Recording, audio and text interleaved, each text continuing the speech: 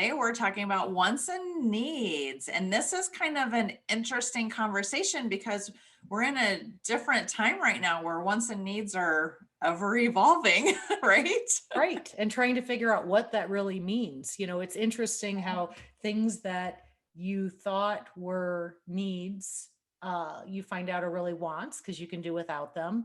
And yeah, one conversation that we had, Amy, I had shared how I was doing my taxes and pulling together my financials for my business year over year, and how everything was out of whack when you compared it, meals, Yeah. travel, even revenue being down, but then there were flow throughs because I was getting repaid for things, the type of revenue. And then I looked at it and it's like, wow, a year ago, I would have thought these are absolute needs of my business or me as a person. And they went away. And other things like having a professional Zoom account and um, self care, making sure that when the gym's open, I've got my gym membership and all those things. Food, groceries went higher and meals went down. And yeah, it's been a great reflection and a perfect time for it. Did you do the same exercise, Amy? Have you noticed the same thing when you went back and looked at your year? Yeah, I've done it with my business and also with the association that I serve on the board. Both of them, there's been a huge, like, we have to put asterisks by some numbers and say pandemic, Right. because there's been these huge shifts of what we're spending and what we're not spending. And personally, so business wise, it has been an opportunity to reevaluate, Right. what I thought was important and what we were fine without and what we had to invest in. And then the other piece is that personal and what I've been spending personally, like you said, groceries. My grocery cooking bill and has gone way up, but we don't eat out and we don't go to bars and drink. So my Right. my consuming of uh, alcohol out has gone down, but then my purchasing of alcohol um, for the house, I wouldn't say it has gone up, but it's been more intentional. Like I joined that Naked Wines Yes. because I'm Yes. like, I'm going to be more intentional about who I'm supporting and Mhm. how I'm spending my dollars. And so I'm really enjoying this intentionality around finances. So the title of our discussion, Needs and Wants, was a big flashback for me when we talked about that this was something we're going to discuss. One of my, I don't know, claim to fame, one of those things that you might not know about me was I The was same. the I was the junior achievement teacher for all three of my boys when they were going through grade school. And that was one thing, some moms like to be at the Valentine party. Some moms like to organize the PTO. Because I worked full time and my background was business, I loved going into the schools and teaching junior achievement.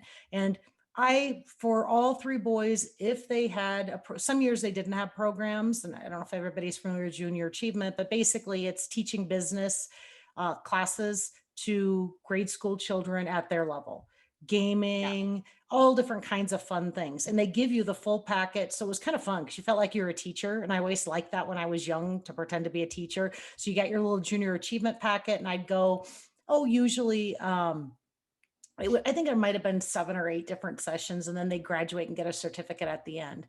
But there was one session that was called Needs versus Wants, and it was teaching the kids what's the difference between a need and a want, and having them think in that mentality when they make purchasing decisions. And I've always gone back to that as an adult, saying, sometimes we all need to go back to junior achievement and think about the core, about what do you really need, what do you really want in those very simplistic grade school type terms. We need food. Okay. That is something that we need, but a want would be eating out 4 times a week or taking carry out. Right. And just assessing in those simplistic terms. And I've seen COVID as it relates to money and how we spend it, a perfect exercise to determine what's a need and what's a want. And The reason we look back is so we can better look forward, right? So whether it's our personal finances, our business finances, our national association, our consulting, I consult a lot of businesses. We look back to look forward. And so many things, we talked about zero-based budgeting, is what do you really, what are the things that are needs? What are the things that are wants? And I would say too, going back to grade school, a great way to look at it too is a want isn't a bad thing, but Okay. it's acknowledging that it is a want, and it's that extra special thing. I think when we get in the mindset that something is everything is a need, that's when you get into a lot of trouble financially, and maybe it takes the fun out of it. What do you think about that, Amy? I mean, when you look at your needs and wants, is Yeah. it such a bad thing to have wants? No, oh my gosh. I don't think it's a bad thing to have once. It's funny. My husband and I just last night had a discussion on what was in our bucket list. And Mhm. those are kind of wants. I mean, it's Right, like, what's the dream? What's the, what do we want? What do we want, for in the next 10 years? Like what's on the bucket list? right, And that's kind of important to have because needs is identifying what's essential and right. what you have to have. And once is kind of that, ooh, if I had $10,000, what would I do with that just for some fun? What that would, and that's kind of a crazy number, but I don't know what I do. um, but but I will say that word essential because I was thinking about this. Um, the, everybody defines that different, and making sure that you're what's you're saying is essential is really essential and not just the extra stuff. So, you know, keeping those needs to the essential. I think I love what you said you did last night, you and Tom talking about needs versus wants. I think a great exercise is, first of all, to categorize what is a need versus a want, just mentally in your head, because things like bucket lists, when wants become essential, like I'm just going to throw out an example. Every year we take the same vacation. It's become a tradition. It becomes, you think it's essential, but maybe you're not doing things on your bucket list because you're not thinking about that as, okay, maybe I can, it's not, I can do something different this time. We need to explore other avenues because that's really what a want is. It's not essential. So you can go outside the lines a little bit or shake things up if you see things as not being an essential, as something I have to buy, I have to do. Um, and keep it that way, because I think that's a better way of fulfilling your bucket list and bringing a little bit of fun to life if you think outside your box. Right, right, Just right. like cooking got So, fun. Cooking got fun because yeah, it didn't seem essential that we had to go out to eat so many times a week. And all of a sudden, it's like it's kind of fun to cook. It's kind of fun to say, have a little bit of help in the kitchen and have that bottle of wine going and trying different things and flavors and finding out that cooking is fun because yeah, we were kind of forced that's to. been a great experience. Yeah, it's been a really great experience. And the other piece, like the wine. I was talking to someone last night about that wine subscription and supporting those small wine companies with the Naked Wines, and they're not a sponsor, although I think we talk about them because we're both doing it. But um, getting to engage with small winemaker, it's been more of an experience than just a drink for me, and which has been so much fun. And it's definitely a want, but it's really elevated the experiences are important right now. That's what I Right. think. That's what I'm noticing. Experiences, because they're so limited and what we can actually do, that they're becoming a little bit more of a necessity of making the most of what we can do. And relationships are important. And even Yeah. though they're winemakers, there's a bit of a relationship. I make sure I do my reviews. I enjoy it when I get a note back. There's a person to person contact, which is really important. Um, Needs versus wants. I'm going to throw this one out there, Amy. Clothes. Okay. So I'm a bit of a clothes horse. I love Stitch Fix. I like to buy clothes. I think I'm pretty picky about it because I don't like things to sit in my closet. But one thing, the needs versus wants, we all know as it relates to clothes, uh, we definitely don't need as many clothes when we're quarantined, right? And when we're in the house more. The one thing that it really helped bring to my attention is because I wasn't wearing them as much and I looked at them in my closet, I I have a much higher awareness for how often I bought things that were wants and back to me wanting to wear something every day and go through my wardrobe. I have a whole different appreciation for continuing to buy clothes and fill a closet that really isn't necessary. And again, now I'm trying to get my ROI out of my clothes, but sometimes taking a step back on wants, you can find out that sometimes you can want too much and really not even appreciate it, right? It's like, wow, this is a Right. lot of clothes. This is a lot. Yeah, yeah, that's a really good point. And I think clothing is one of those that's very gray for me because it's one of those that I could very easily say it's a need. I can justify it in my head, like what you were talking about, those wants that become needs. I can look at a shirt and I can say, you know what, I need that for work, and I can make it a need, even though it's probably really a want. Right. That's an interesting concept though, those wants that turn into needs or And that I'm telling we you, turn. the Yeah. wants, there's reasons we want things because they make us happy, right? And back to the junior achievement, okay, back to needs and I need this, I need this to make me happy, I need this. And then we do this thing of rationalizing. And I've always said, Amy, if you want somebody to help you rationalize a purchase, take me with you. And I will tell you why you deserve it, why you need it. I'm really, really good at that. So if you need that friend, that is me. I will do Yeah. that. But you deserve it. You need it. Because I do like little gifts. I do like to Spoil yourself. spoil Yeah. myself, right? But on the other hand, if somebody's in doubt, I'm the first one to say, when in doubt, don't. But if you want an influence one way or the other, I'm there. But we do need these little You things just to tell me what you tell me what you need, and I'm going to help you. I'm going to need. help you. I'm going to help you rationalize and make that decision. But maybe the lesson learned in COVID with needs versus wants is we don't need to get rid of the wants, but maybe in smaller doses, right? I mean, do you feel like Yeah. before COVID, a reminder I had to myself is, boy, we're so lucky to have the freedoms we have to live in a country that we live in, that we have so many luxuries and so many businesses around shopping for you. I mean, I have HelloFresh delivered. I get mine, so I talk about cooking. I mean, seriously, Sandy, yes, I do go to the grocery store, but not the way my mother did, right?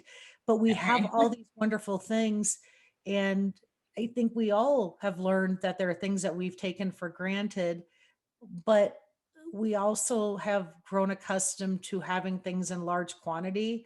And I don't believe in the scarcity mentality, but maybe toning it down a little bit has been a good thing, so the wants aren't in Yeah. overdrive. I can have a relationship. I'll go back to business. I've learned that I can have very good relationships with business collaborations, with networking, and I don't have to go out to a happy hour or lunch to accomplish that. There's other ways that we can have that goal, right? Um, Right. And and along those lines, I remember in March, April last year when this was all starting. And, Tom and I were like, okay, we don't know what this is going to look like. Like, what impact is it going to have on us financially? Because it was just so unknown, everything shutting down, and if it was going to affect our incomes, if it was what it was. So we really took a big look at what we were spending money on. And we're like, right. okay, we have to, just in case like our incomes drop, and we don't have an income, we need to start reevaluating what we're spending money on. And even doing that was a good exercise. And fortunately, nothing catastrophic happened. So we were okay. But going through that exercise of, if I had, you know, half my income, what things do I need to cut out? And what do I need to do so that I'm protecting what's essential, And basically? did you find Garrett likes to call it the nugget? Garrett and I went through a similar exercise. And it's interesting that essential, we call it the monthly nugget. What would we really need, right? Let's just say there was no work or there was very, very little. The needs, because needs equals essential equals that monthly nugget. It's amazing how Yeah. small it can be. You know, Oh, yeah.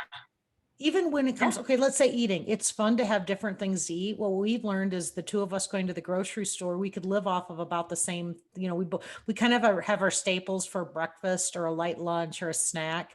There aren't that many foods. I mean, we could eat pretty lean. It's really the dinner where, I try to make something different, bigger ingredients, more expensive proteins. But that nugget or that essential could be cut way down. We have utilities, we really look at what we would need, and the nugget Yeah. between needs and wants, and that exercise that you and Tom went through of what could this look like. It's actually pretty relieving when you look at what little you could live off of if need be. Right. Well, yes. And it's funny because now that when you're talking about that, I'm like, oh my gosh, we even had this discussion yesterday afternoon because we met with our insurance agent, and it was a little like, and it was for life insurance. And things have changed in our Right. life. Like, our kids are older. We're like, we don't need as much insurance because if something happened, um, we would simplify. We could cut back very easily. We could, move to a smaller house. Right. Like, we would be okay with less. So that high need of protecting, for our children's educations and all that stuff is Right. dramatically dwindled. So we started going through that conversation of, we need to adjust this stuff. We don't have to have these high insurances anymore, life insurances. So um, it was kind of fun to go through it though, because I'm like, okay, so what if this happened? What would it look like?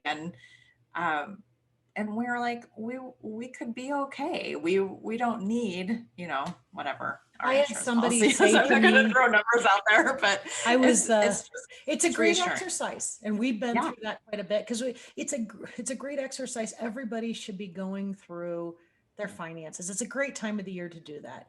But also getting back to that simplistic needs, wants, essentials, what really is there. I was leaving one job and I had someone telling me, you can't do this. You're making way too much money. You need this. And I'm like, why do I need this? My kids are grown.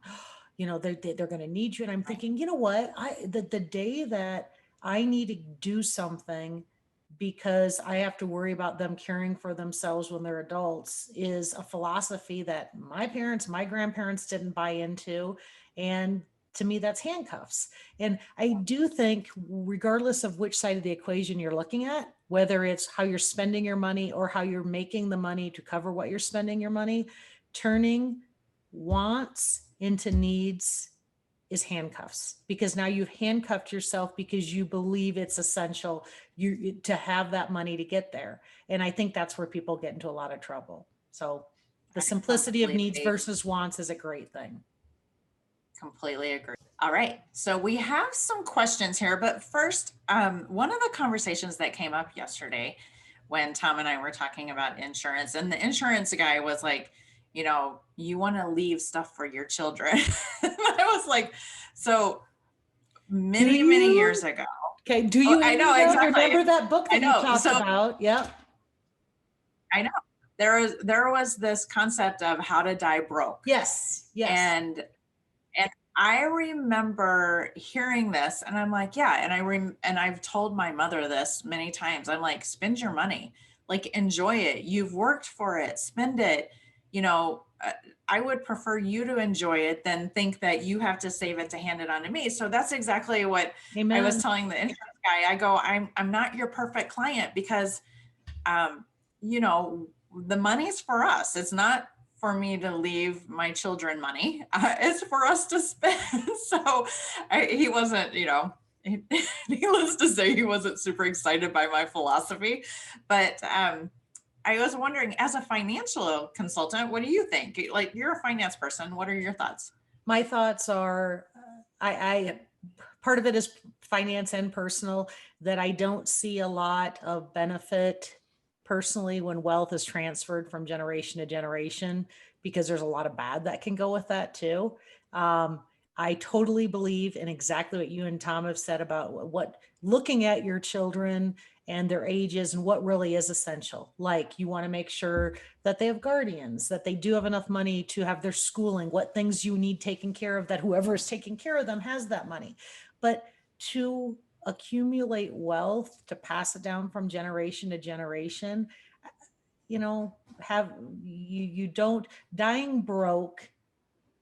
I don't like that term, because nobody wants to get very, very sick and not have a nest egg where you can have the right health care to take care of you, nor do you want to leave your uh, kids, your beneficiaries, to go negative once the house is sold. I mean, you want to provide enough cushion. How about that? So to Yeah, me, yeah, it's what's that nugget? You don't die wealthy. How about that?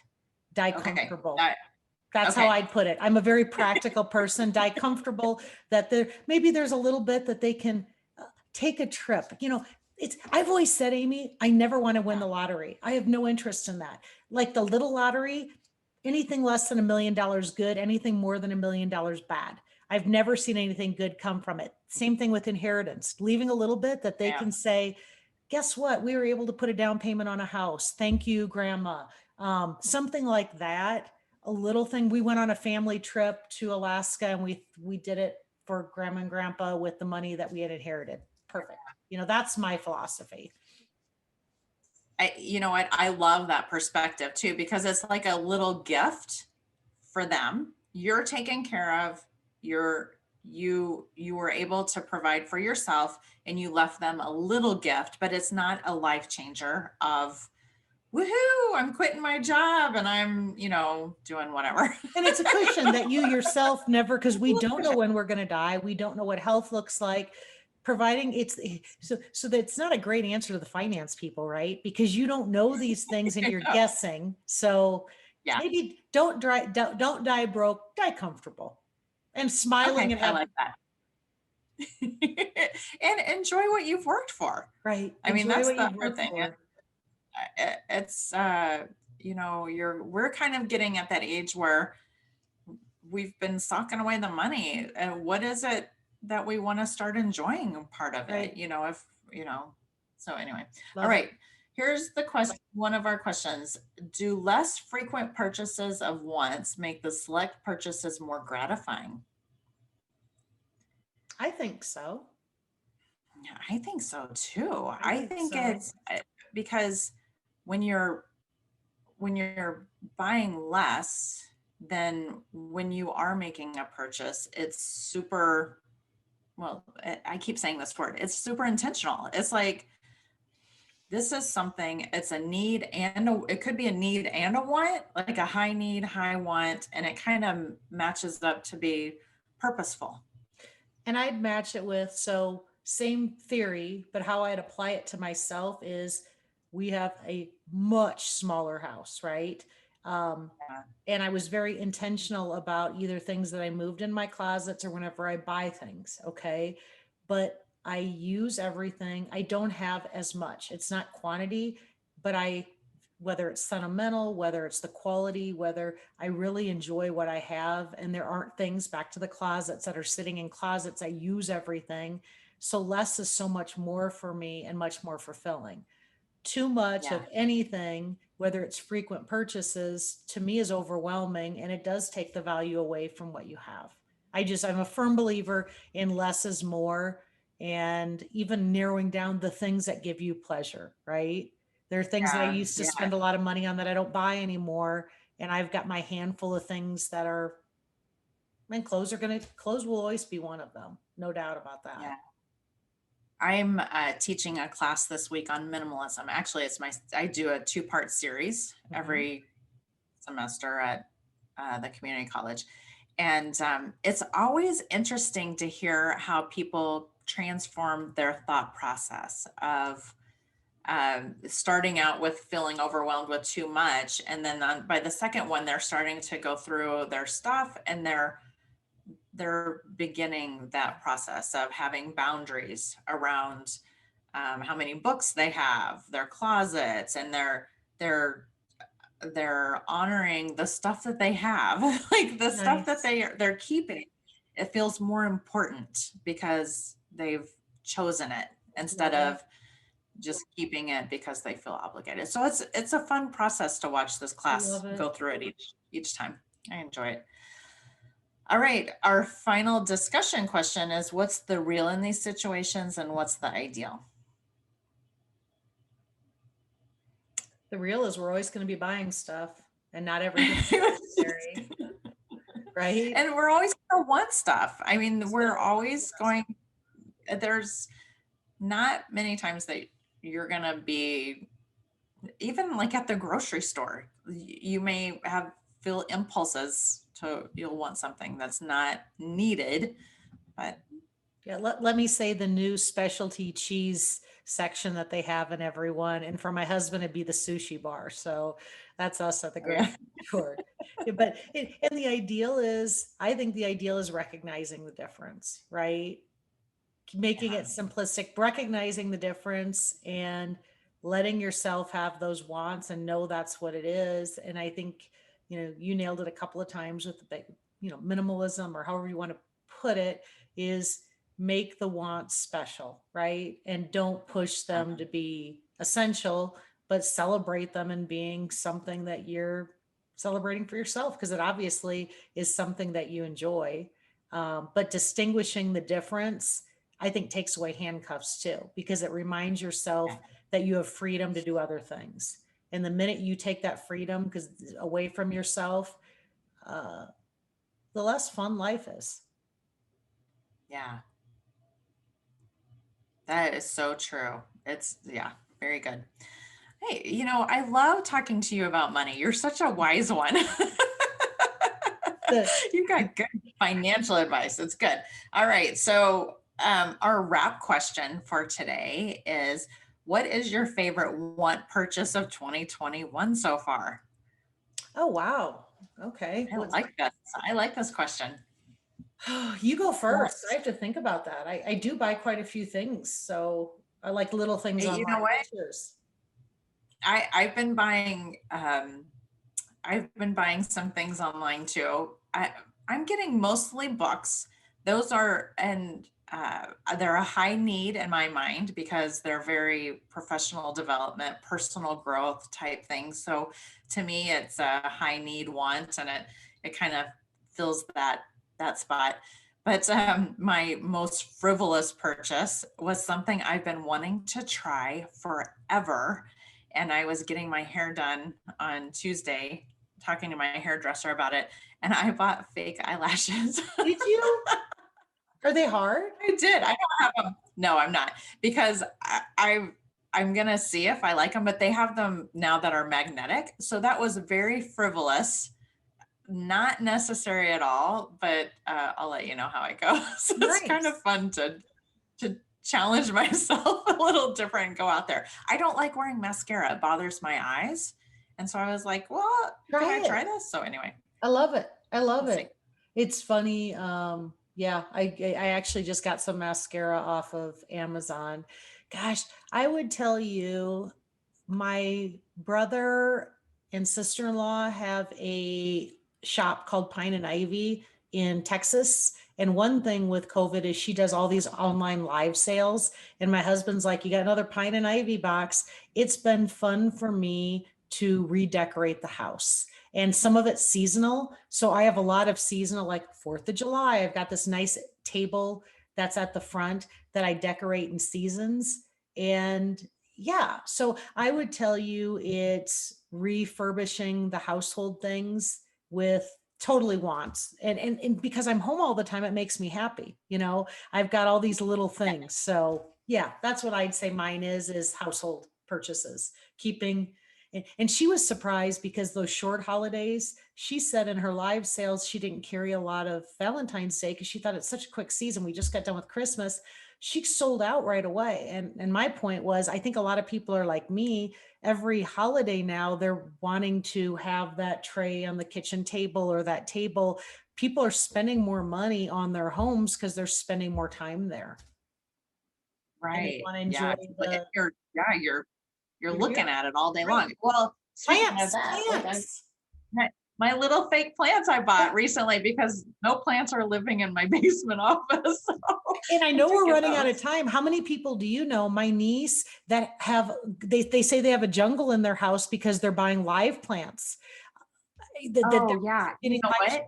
And I have heard that, and people closed their offices down and brought their office plants to their homes, and Right. so I've heard a lot. And I actually, it's funny. My hairdresser, she's a fun person. She's taking plant classes. Like she's taking classes, learning how to nurture her plants more. And Nice. she was showing me her jungle. So anyway, it's Love kind of it. fun. Love it. Yeah. All right. Well, thanks for the conversation. This was great. Love the topic. All right, And Amy. Until next week. until Bye, next week. everyone. Thank you.